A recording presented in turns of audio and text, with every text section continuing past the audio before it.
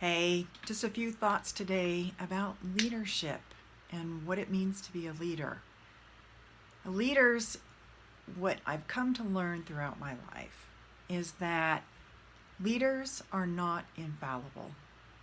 And in my own situation, in leadership positions that I've held, and even to today as a coach, I'm constantly looking at my own personal and professional self-development. And one of the things that I have worked on over the years is my own reactivity. We all have it. We all react. Our little reptilian brains have us react in situations, in patterns that we've learned throughout our lives, usually early in our lives.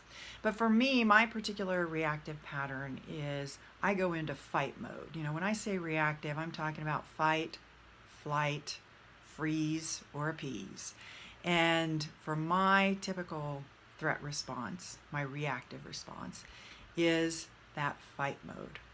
I love a good argument, but sometimes that isn't the best thing to do in the situation.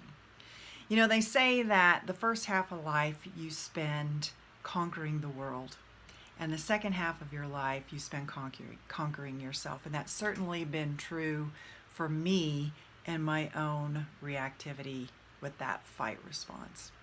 And what I've learned throughout the self-exploration that I've been through as a leader and still as a coach is that you really need to spend some time exploring where that comes from. Like, who are you? And what is it about situations and yourself and the way you see yourself, the story that you tell about yourself?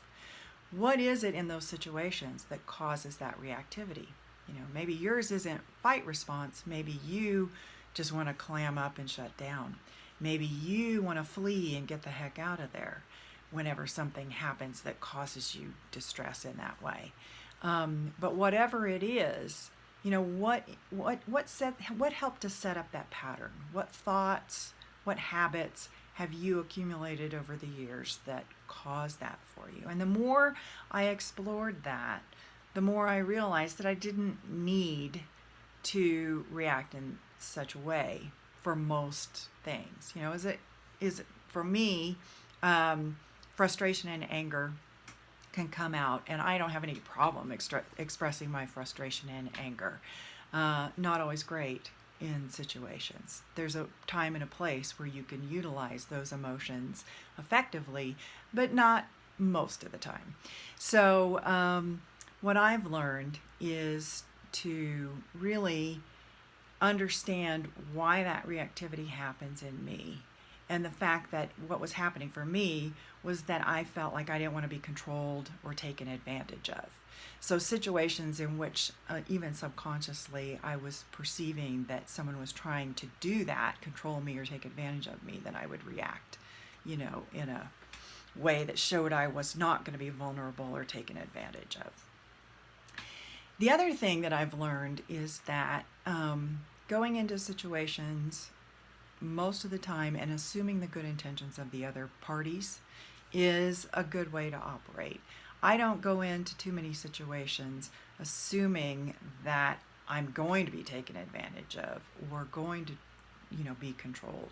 I go in knowing that everybody, even if it doesn't seem like it at first, everybody has a good intention that's driving their behavior. They're just trying to get a need met, or they're trying to adhere to certain values, etc. So understanding where my own reactivity came from and assuming the good intentions of each other has helped me, or of other people, has helped me tremendously over my personal and professional development to be a better leader and even to be a better coach now. Someone once told me that true power is not letting other people push your buttons. And I think that's really true. I think that I've learned that I don't need to assert dominance or whatever, below my top, or be firm, or whatever my reaction was, in order to show that I was powerful and in control. What really works is that when you can stay calm, cool, collected, and help the other parties along with yourself work through the issue and keep your focus on the issue and not on yourself as a person, that you can really look more powerful by maintaining that calm, cool, and collected presence. So those are my thoughts for today. Those are the kinds of things that I work with clients on and love to help other women in leadership, regardless of what your particular reactive response is, to work through those issues so that you can be that powerful female leader in your organization.